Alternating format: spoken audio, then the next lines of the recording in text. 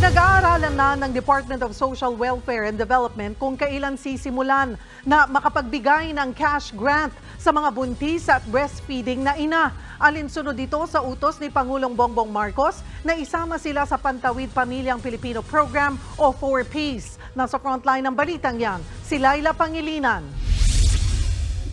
Sa labas ng kanyang bahay sa Navotas, inabutan ng News 5 ang inang si Mersan kasama ang dalawa niyang anak.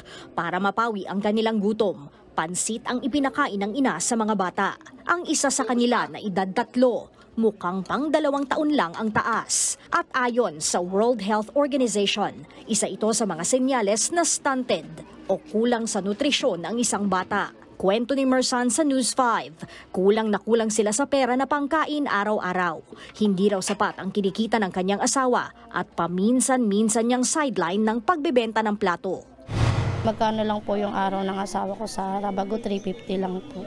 Isa-isang linggo lang niya po, pumapatak lang po ng 2,000. Mababudget po, kulang pa po kung tutuusin. Pagka hindi naman po nauubos, mababa na po yung 150, 120, 80 pesos. Isa sa 4 na bata, edad 5 pababa ang nakakaranas ng extreme food poverty. Ayon po yan sa pinakahuling pag-aaral ng UNICEF o ng United Nations Children's Fund. Dito sa Pilipinas, nasa 2 milyong kabataan ang kabilang sa datos. Ayon pa sa Food and Nutrition Research Institute ng DOST, 26.7% o nasa isa sa bawat 4 na Pilipinong nasa edad na 5 ang nakararanas ng stunting. 90% of brain development actually happens by 5 years old.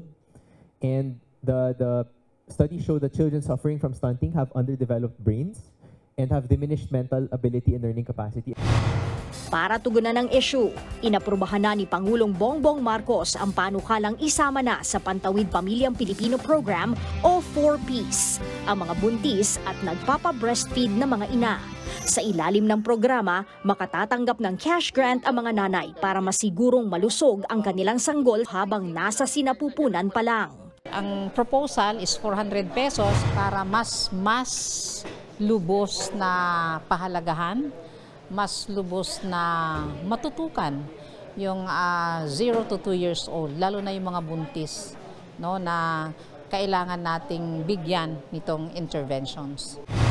Ikinatuwa ito ng 4Ps beneficiary na si Nanay Jella na 4 na buwang buntis. Sa hirap kasi ng buhay, aminado siyang kulang sa nutritional value ang kinakain niya. Malaking bagay daw ang dagdag na cash grant. Kung kasi makakabili ng kahit paano may prutas, makakabili ng vitamins, tapos makakabili ng gatas. Pinag-aaralan na ng Department of Social Welfare and Development o DSWD kung kailan sisimulang ibigay ang cash grant.